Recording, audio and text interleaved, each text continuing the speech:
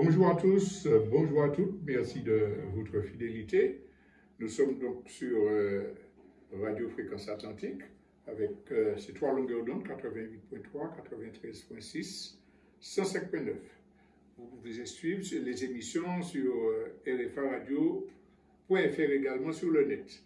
Et puis vous savez que les émissions sont filmées, en tout cas les parties actualité, et vous les retrouvez dès ce soir sur YouTube et Facebook. Donc, comme d'habitude, nous allons faire des commentaires sur un point d'actualité nationale, un point d'actualité internationale et une partie déconstruction. Alors, tout naturellement, pour ce qui est du national, nous allons faire des commentaires sur les résultats des élections législatives dans d'autres pays. Ensuite, pour l'international, nous allons nous pencher sur les mobilisations et la répression au Kenya. Et enfin, en matière de déconstruction, nous allons voir comment lutter contre l'un des plus grands fléaux qui menacent le monde, à savoir la déstructuration sociale. Donc, concernant le résultat des élections législatives en Martinique, l'essentiel des commentaires a tourné encore une fois sur la question de la percée du Rassemblement national. Pour la première fois, il y aura même un candidat au deuxième tour. Et le danger du Front national, le danger de l'extrême droite, etc. Et l'atmosphère qui entourait le débat s'appuyait sur cette peur du Front national, etc. En escamotant totalement les problèmes de fond, la réalité électorale de ce pays. Nous voulons nous attacher d'abord sur cette question du Rassemblement national parce qu'il s'agit là d'une désinformation indécente. Alors, les commentateurs, les politologues qui sont dans cette sphère de discussion, manifestement se laissent aliénés par l'ambiance globale qui est en France, par la propagande, par leur façon de juger notre réalité à partir de la grille construite par le pouvoir colonial, mais c'est dangereux pour nous. Parce que même si c'est une conséquence du formatage de nos élites, cela sert un projet global de mystification qui est mené par le pouvoir colonial pour orienter les esprits, les analyses sur une question qui est tout à fait secondaire dans la réalité politique de notre pays. Alors, on va remonter quand même aux élections européennes. J'avais déjà abordé ce thème-là, mais il faut qu'on revienne. On avait dit qu'aux européennes, le Rassemblement national avait fait bon, il y a même un journaliste qui a dit que c'était une percée spectaculaire.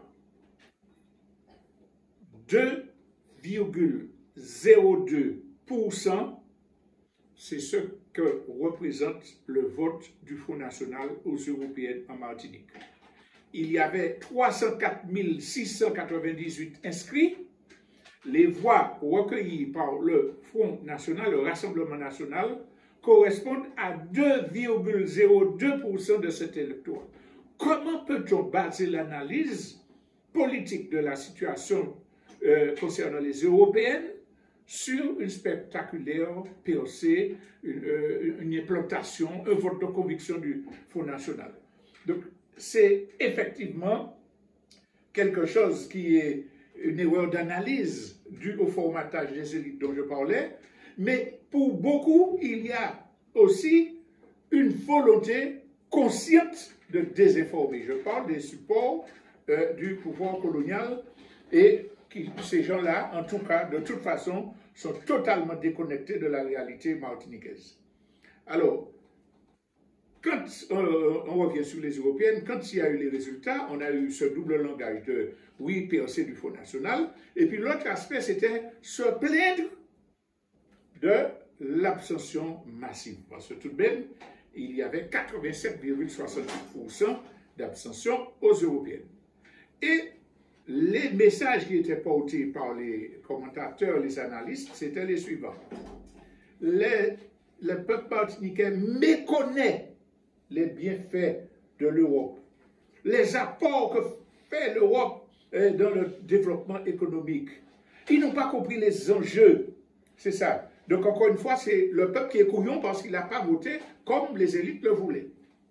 C'est insultant parce que ça voudrait dire que les Martiniquais, les Martiniquaises ne sont pas capables d'adhérer aux explications et aux thèses propagées par les mouvements patriotiques, souverainistes depuis des décennies, depuis la chanson de Joe Desormeaux, le loup, etc., des militants qui vont dans tous les quartiers, dans tous les recoins du pays pour expliquer ce que c'est que l'Europe. Le peuple n'est pas capable de comprendre. Non, il n'a pas vu les enjeux, etc. C'est un mépris vis-à-vis du peuple martiniquais. Oui, le peuple martiniquais, en grande partie, s'abstient parce qu'il a compris le rôle des institutions européennes dans notre pays.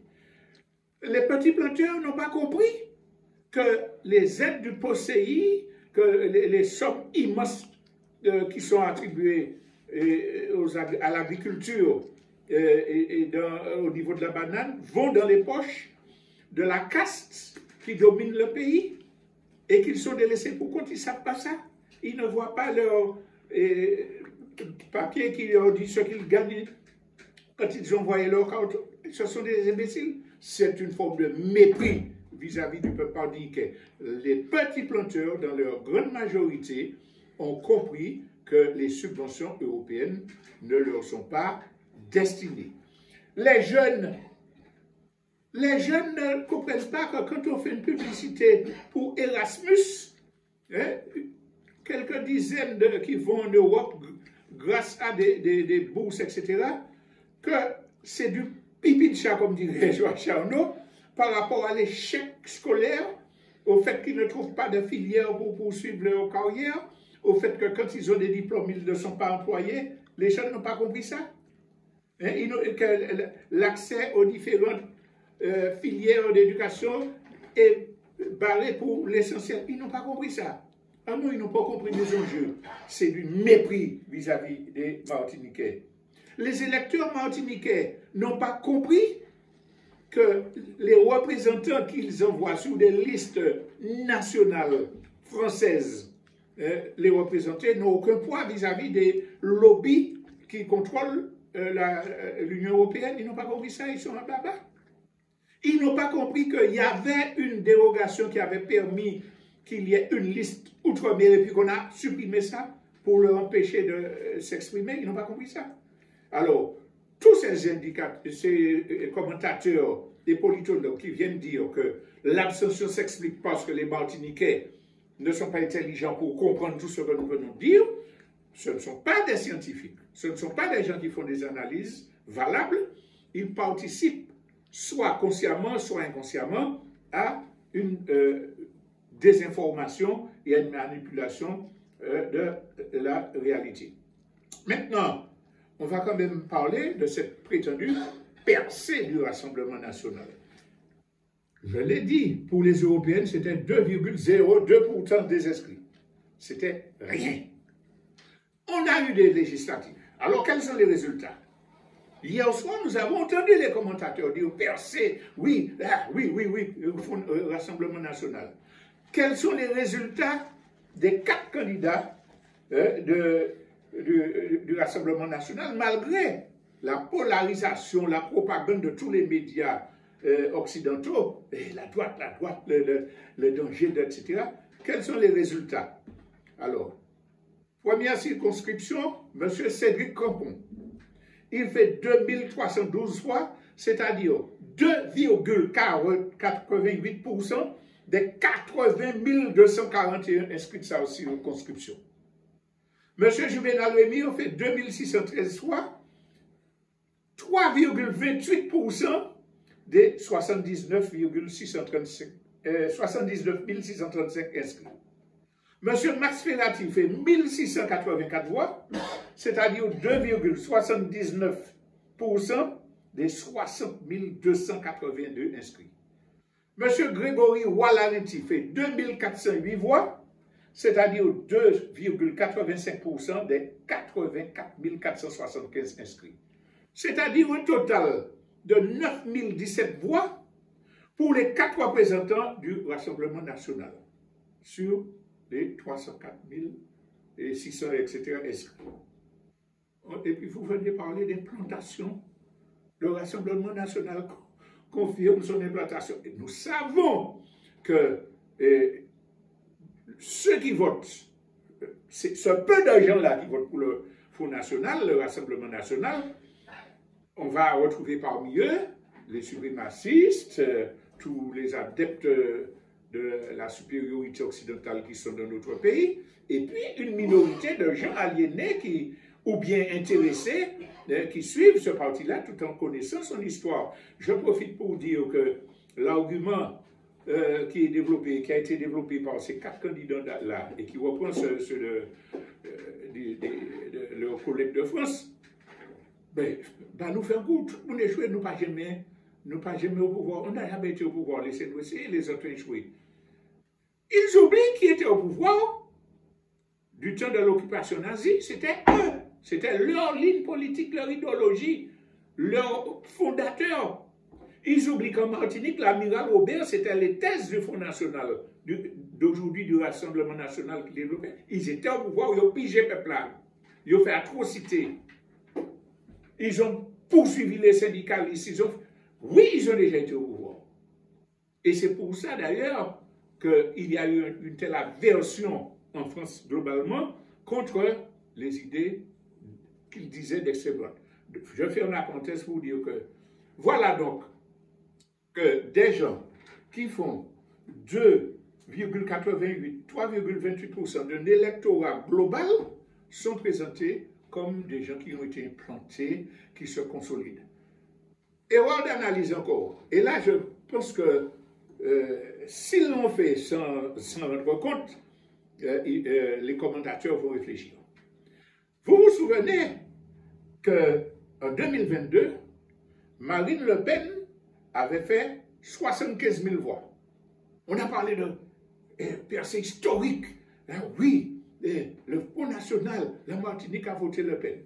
À l'époque, nous avons expliqué que c'était une escroquerie, parce qu'au premier tour, la Martinique avait voté Mélenchon, et comme Mélenchon n'était pas au deuxième tour, ils ont voté Le Pen pour se débarrasser de Macron.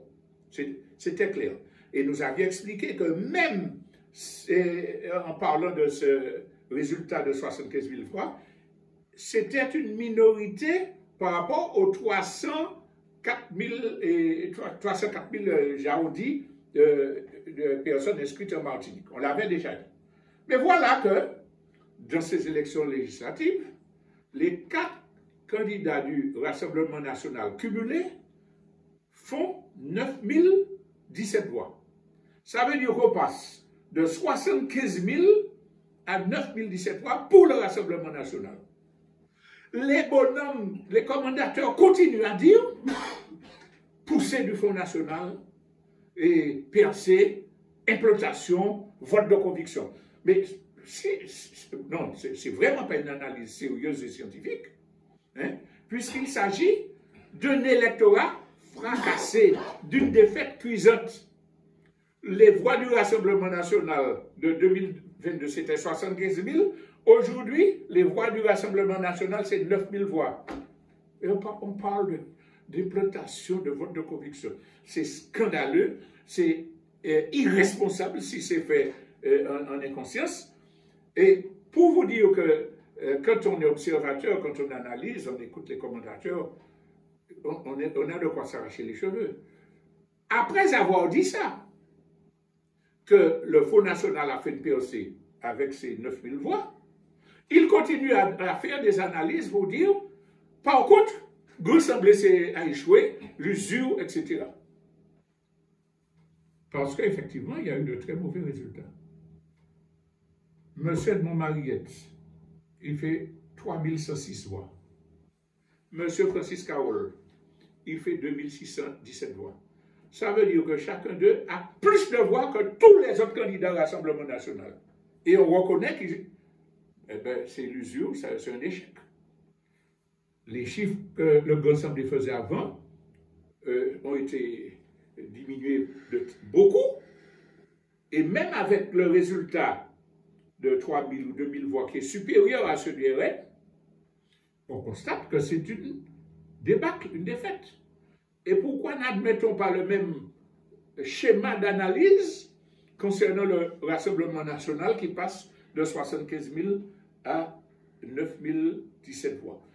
On voit bien que soit il y a manque de réflexion, soit il y a formatage, on a la grille que l'autre a mise dans la tête, donc on ne peut pas comprendre, ou bien soit c'est vraiment un manque de professionnalisme ou une volonté de participer à ce travail de diabolisation des souverainistes, etc., de ceux qui essaient de développer sur des bases alternatives la politique en Martinique. Question. On parle de POC, d'approfondissement pour le Rassemblement national.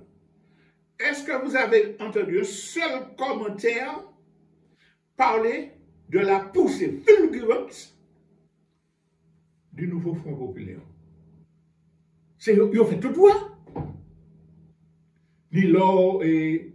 En fait, les quatre qui sont là se revendiquaient, qui sont en bonne position, se revendiquaient du nouveau Front populaire. Ils sont de l'ordre de 10 000, etc. On ne parle pas de percée fulgurante, de victoire, de plantation des idées des insoumis, de la percée. Non! On parle de la percée, l'implantation des 9000 personnes qui ont égaré leur vote sur le Rassemblement national à côté des suprémacistes. Non, c'est de la manipulation. Et il faut voir que malgré la propagande intense qui a été faite par les médias français, notre peuple martiniquais a résisté et nous devons en être fiers. Nous devons être fiers que notre peuple martiniquais, dans son écrasante majorité, s'abstient. C'est une abstention qui a un sens identitaire. Reconnaissons que certains commentateurs l'ont dit hier soir dans les débats. La plupart des gens rejettent le système, la politique, le manque de confiance dans l'absence de représentativité, etc. Et l'électorat qui va voter, les 30% qui vont voter, sur ces 30%-là, le peuple martiniquais donne une écrasante majorité au Front populaire qui s'attaque au système et qui remet en cause le libéralisme. On n'a pas le droit d'être fiers. Et puis des gens veulent nous culpabiliser, veulent nous infantiliser en disant « Ah, le Front national... » Non. Nous sommes un peuple qui est dans la bonne voie, grâce à l'abstention qui montre qu'il y a un progrès de la conscience identitaire, et grâce à la mutation qui se fait au sein de l'électorat captif, qui fait qu'on va de plus en plus vers une rupture, parce que c'est le mot-clé du nouveau Front populaire, étant entendu que le peuple martiniquais est assez intelligent pour voter pour Marine Le Pen, pour désavouer Macron, et puis ne pas voter pour le Front national au moment des législatives et retourner au vote qu'il avait exprimé lors du premier tour des élections présidentielles. Donc, dernière chose que je veux dire, quand même, c'est pour insister sur la puissance de la manipulation des médias. Quand on fait des micro-trottoirs en Martinique, et puis on demande aux gens pour qui ils vont voter. Ah non, je ne vais pas voter pour les extrêmes. Est-ce qu'il y a un seul sondé, une seule personne qui a répondu, qui serait capable de dire la définition des extrêmes? Ce n'est pas pour dire que la personne est imbécile. C'est pour dire comment marche le conditionnement. Depuis que Macron a lancé ça pour brouiller les cartes, on a fait appel à Bapté, vedette pour redire les extrêmes. On a fait des gens, les extrêmes, les extrêmes, les extrêmes, ça ne signifie absolument rien. L'extrémisme peut être une très bonne chose. Hein. La Révolution française extrémiste qui a écrasé la Bastille pour mettre la République, il fallait être contre les extrémistes.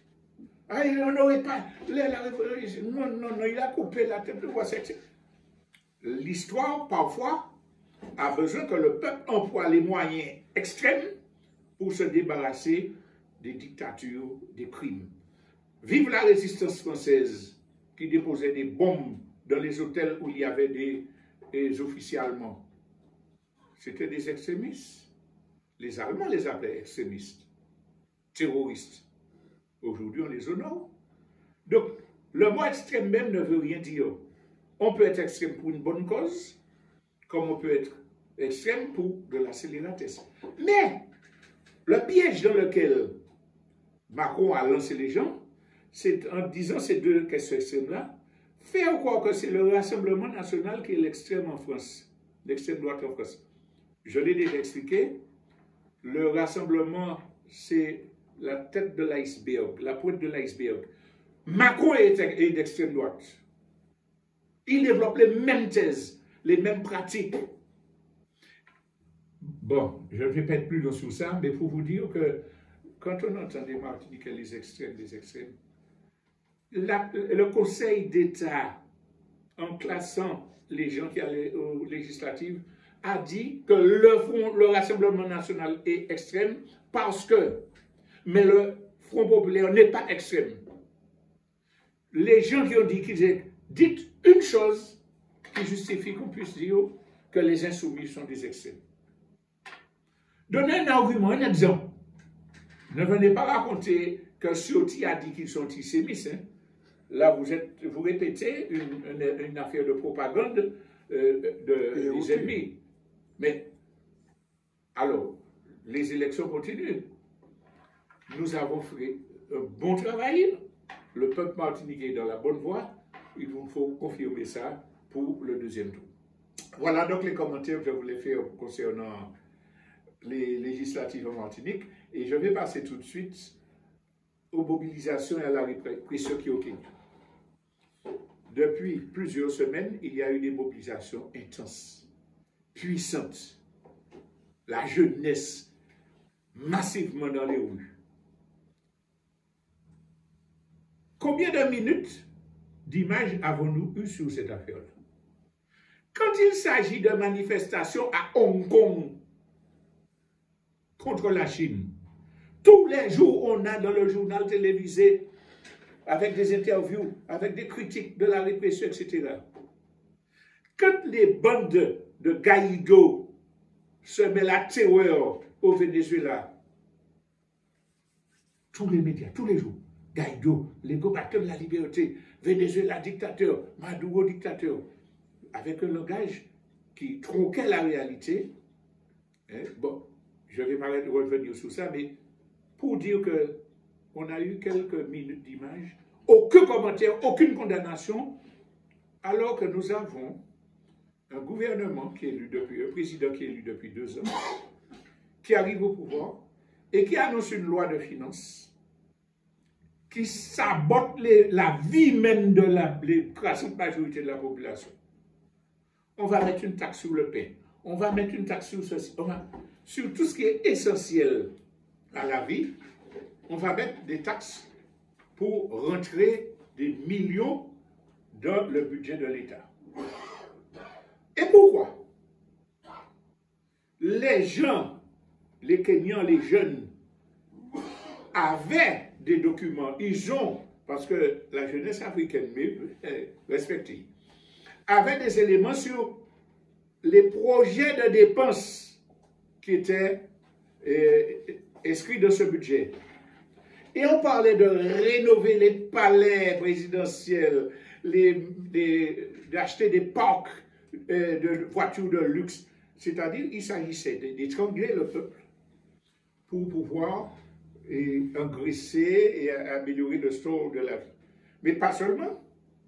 Il s'agissait d'étrangler le peuple pour rembourser des prêts accordés par le FMI et la Banque mondiale. Je vais quand même vous dire les chiffres, parce que c'est en janvier que je cherche rapidement, ouais, c'est en janvier que le Fonds monétaire international a décidé d'accorder près de 941 millions de dollars, fait 864 millions d'euros au Kenya.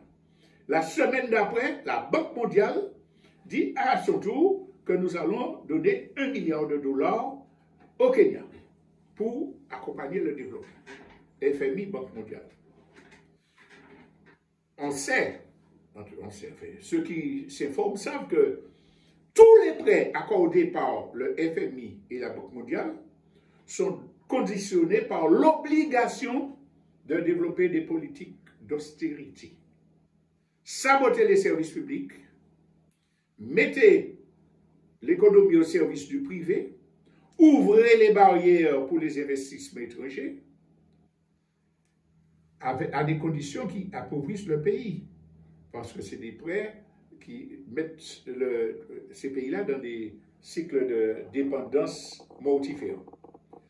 C'est ce qui a provoqué ce qu'on appelait à l'époque les émeutes de la faim dans les pays arabes, dans les pays d'Amérique du Sud, d'Amérique centrale, à tel point qu'ils étaient obligés de reculer. Le FMI et la Banque mondiale sont restés les mêmes agents des multinationales. Et donc ils donnent pour l'un 941 millions de dollars, pour l'autre 1 million de dollars au Kenya. Pour faire ce travail de sabotage. Donc ces messieurs reçoivent l'argent, ils prévoient de dépenser pour des objets des politiques de luxe, de prestige, et puis de piller le peuple pour rembourser là. Il y a eu des manifestations longtemps pacifiques. Et à partir du moment où le gouvernement a vu qu'il ne pouvait pas écraser ces manifestations-là, il a commencé à réprimer. Les jeunes, en majorité, on a dit des gens ils appellent ça la génération Z, la vingtaine, par milliers, ils ont envahi le Parlement, la Chambre des députés, ils ont saccagé, ils ont dit, loi n'a pas qu'à passer. Vive cet extrémisme-là, entre parenthèses. Vive cet extrémisme-là. On ne va pas vous permettre d'assassiner un peuple pour vivre dans le luxe. Bref, la répression est montée en ampleur. Il y a eu une trentaine de morts. Balles réelles, une trentaine de morts au Kenya. Des jeunes, des civils, non armés. Est-ce que vous avez entendu un journaliste parler de dictature, de non-respect de la liberté? Est-ce que vous avez entendu Macron parler de sanctions? Est-ce que vous avez entendu parler de protestation, de saisie des biens? Non. Bon, et des événements au Kenya, oui, la jeunesse est révoltée. Il y a eu 3 morts, point. Bon, maintenant nous passons à la préparation des Jeux Olympiques. C'est ça qu'on nous a servi. Ça veut dire que quand il s'agit de manifestations populaires contre des gens qui sont hostiles à la politique des multinationales et des pays occidentaux, eh bien, on réprime et les gouvernements ont la complicité de l'Occident. Quand il s'agit de mouvements manipulés par la CIA pour renverser des pays anti-impérialistes, alors là, on a droit à de la désinformation massive. C'est ce qui se passe au Kenya.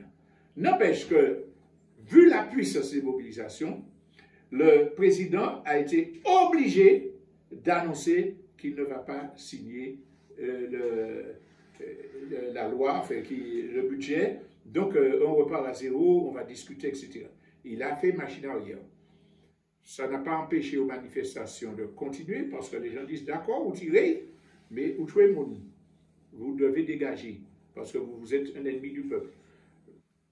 Pour l'instant, les choses, d'après les éléments qu'on a, ont tendance à se calmer, mais c'est le calme qui précède la tempête. Je vais finir sur ce point-là en disant, mais on parle là du Kenya, hein? On parle de massacre au Kenya. Quel est le pays qui a envoyé des gens pour rétablir la démocratie en Haïti? le Kenya. Alors, vous croyez que la communauté dite internationale, les pays impérialistes, ont choisi le Kenya par hasard? Non. Nous basons 1,948 milliard de dollars. Vous êtes à nos ordres. Vous appliquez notre politique. Nous avons besoin d'intervenir en Haïti. Comme les autres fois, ça s'est mal passé. On a besoin de gens noirs pour semer la confusion. Mais on ne va pas chercher des gens de pays progressistes. On va chercher des gens qui sont à notre botte, à notre solde. Alors, vous êtes sûr que c'est la démocratie que la police kenyane va installer? Non. On va voir comment ça va se terminer. C'est pour ça que j'expliquais il y a quelques semaines que les organisations haïtiennes qui souffrent ne veulent pas de cette intervention étrangère. Ils veulent qu'on donne les moyens à la police haïtienne de se défendre, de s'armer, de se protéger. Qu'on donne les moyens au peuple haïtien de se développer pour pouvoir lutter contre les gangs. Donc voilà ce que je voulais dire concernant le Kenya. On va faire une respiration musicale avant de passer à la partie déconstruction dans quelques secondes.